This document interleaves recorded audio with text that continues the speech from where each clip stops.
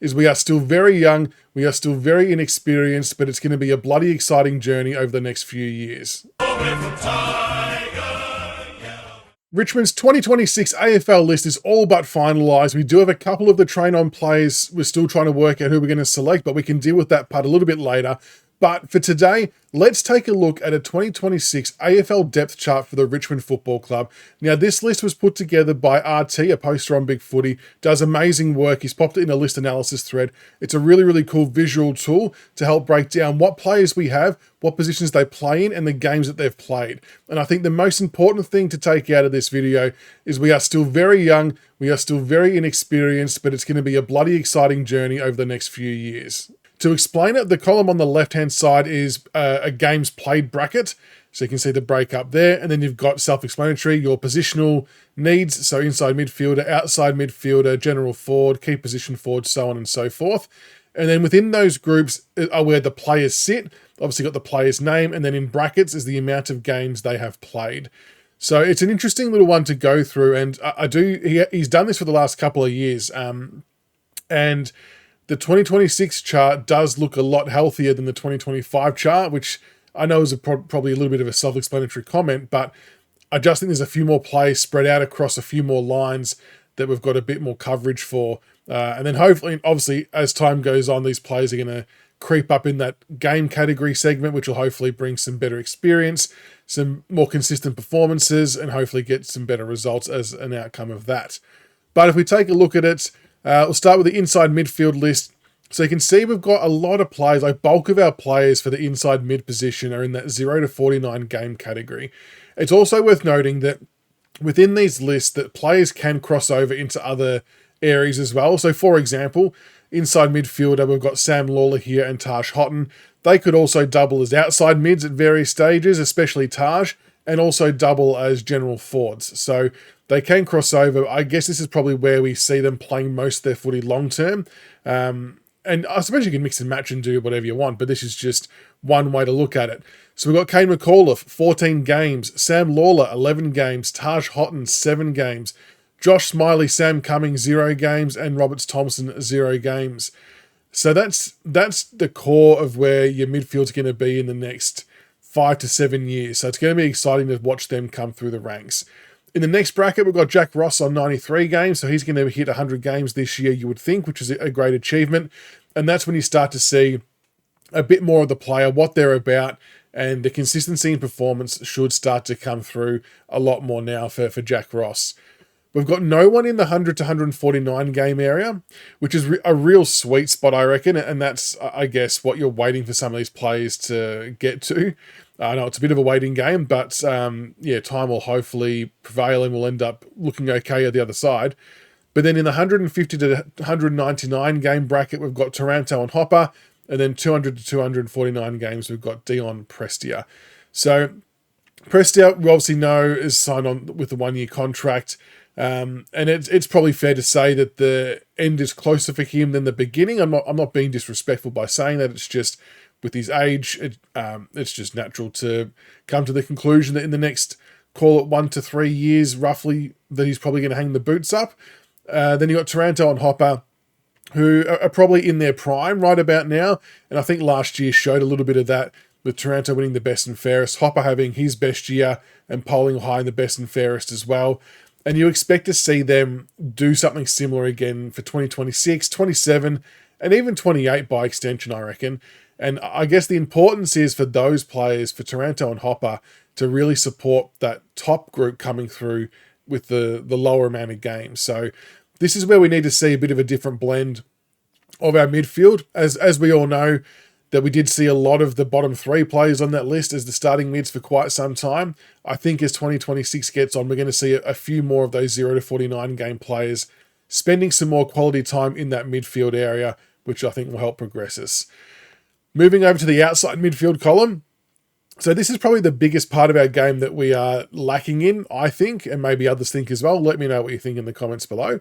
But we've got James Trezise, who again can double up as a general defender as well, so he's played a bit of halfback too. Juddy Clark has got the great pace, but as we know, he's going to be sitting out a large chunk of the year. Injury, recovering from the ACL. Rechko we've just picked up, who looks to have some really good pace and endurance, so he'll be on a wing, you would imagine. And Sam Grill, who we just picked up, who's got obviously really, really good pace, good endurance, and can see him playing a mix of halfback and wing. I don't know, probably more halfback in his first year, potentially, but can see him shifting to a wing. It might be this year or in the years to come, and then further on from that into the midfield.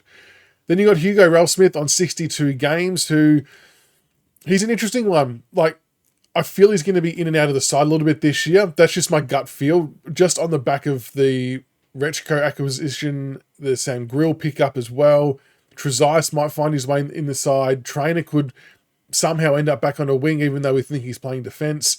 So Ralsmith's got a bit to prove this year. I love his offensive work. I want to see it more consistently and be more damaging, and then obviously tidy up the defensive side as well. But as you can see, from there on out, we have no one else in any of those game brackets in the outside position after Hugo.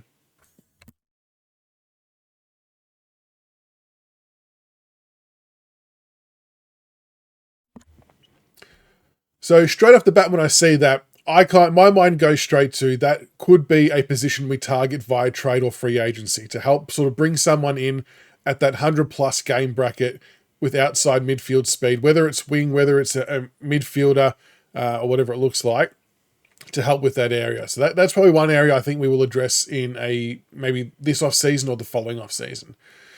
General forwards. Now, with the general forwards, I think it's fair to say that quite a number of these, I think, will double up and do midfield rotation. So they're going to add to the outside midfield speed as well, which is good. So we are getting a bit of a blend across the two categories. So we've got Rioli with 49 games, Seth Campbell 43 games. They're probably the top two that I think that will spend some more time in the midfield, or at worst, up the ground at stoppages, providing sort of midfield support. So it still kind of fits the outside mid category, rather than being a camp stay-at-home forward, which is kind of what the general forward would be. Tyler Sonsie, again, another one who can play up the ground. He did some good work on the wing. How many games he gets will be really, really interesting. If we can get him to, 50, 60 games, we might start to see a bit more consistency from him as well. Steely Green, who's put on some serious size in the upper body this off-season. It's a substantial transformation, it must be said. But I feel like he's probably more of your actual general forward.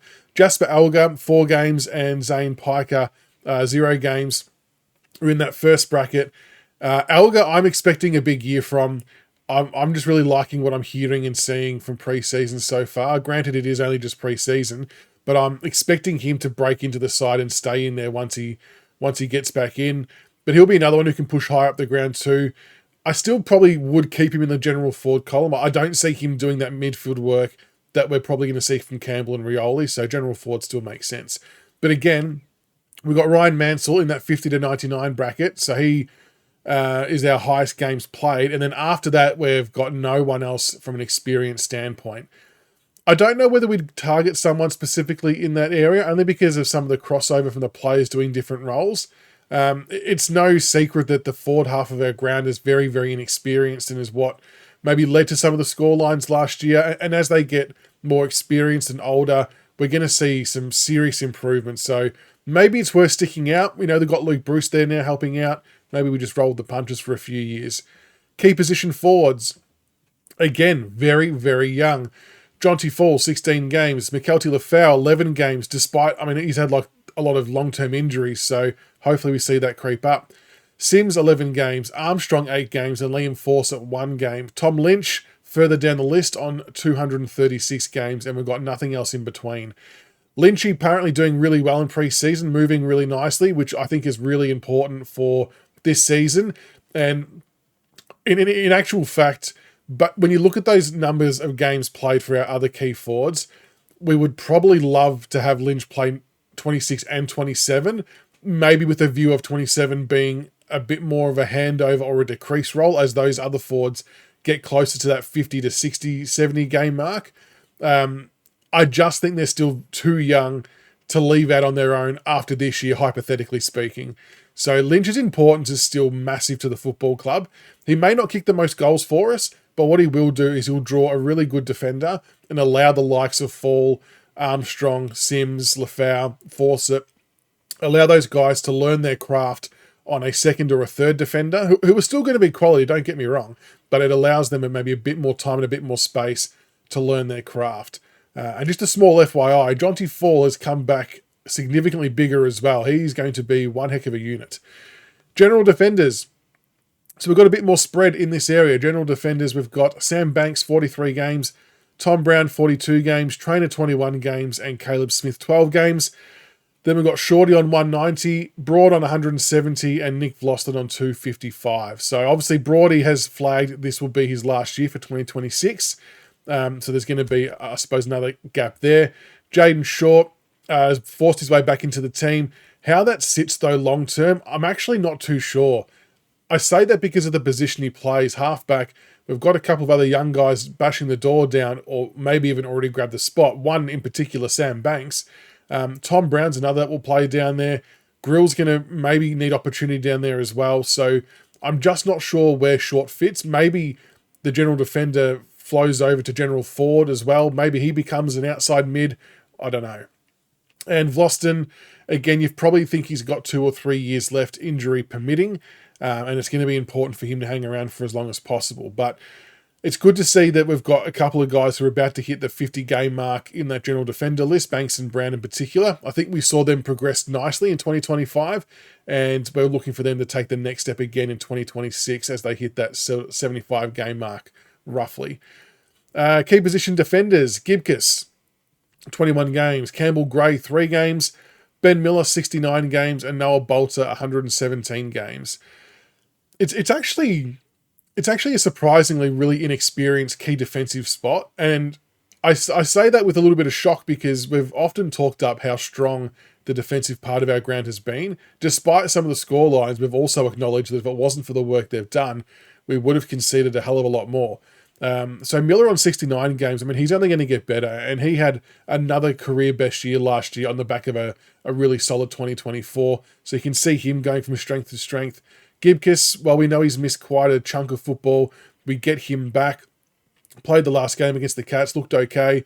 Pre-season, he's looked a lot slimmer and trimmed down. He's moving a lot freer. Just needs the confidence and belief in his own body, I guess, to get back to hopefully what we drafted him as, which would be really exciting. Campbell Gray, I suppose he's going to sort of take over the Tyler Young role at times when required. I think he looks every bit the AFL footballer when he plays at the level, so I'm sure he will get some game time in 2026. And Noah Bolter, he's due for a big year. Obviously, had all the shit happen last year. All his own fault, so again, not at all trying to take away from that, and he owns that, he knows that. But he does now need to repay us a bit, I think, and put in one hell of a season to really tidy up and cement that back 6 unit. And we just need to make it difficult for teams to score. It's as simple as that.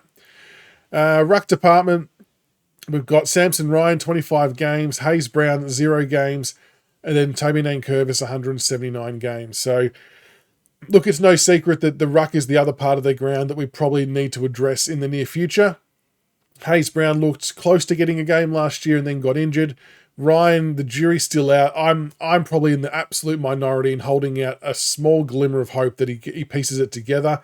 He's still contracted for another 2 seasons, I believe, and he's starting to come into the age bracket where ruckmen really start to come on, but we haven't seen a lot in the lead up to this moment in time, so we need to start that happening right now in pre-season and kick on from there. Nankervis, we need to be really, really careful with how we manage Nank. We obviously absolutely love him and love what he does, been a superb leader for us the last couple of years. I just worry that we're going to wear him into the ground like we did with Ivan Maric, and we're not in a position, I don't think, to fully cover that if we do it. Like I said, we've got Ryan who can come in and ruck. We do have, players like Baltic and hybrid ruck. Whether you want to do that or not, it's a different thing. Sims can obviously ruck as well when he's back out there playing too.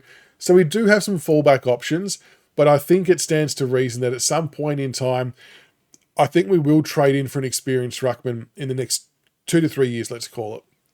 Who that is, no idea, but that's probably where we're going to be aiming. We've obviously got the big Special K as a train-on player at the moment, who is a very raw prospect, so he would probably be sort of behind even Ryan and Hayes Brown in terms of experience and opportunity, but he could be something that eventuates in 5-6 years' time if we do add him onto the list. So there you go, folks. There is a bit of a breakdown depth chart of the 2026 list. Again, a massive thanks to RT on BigFooty who put that together. Again, it's all subjective. People are going to have different views on where those players sit within that table.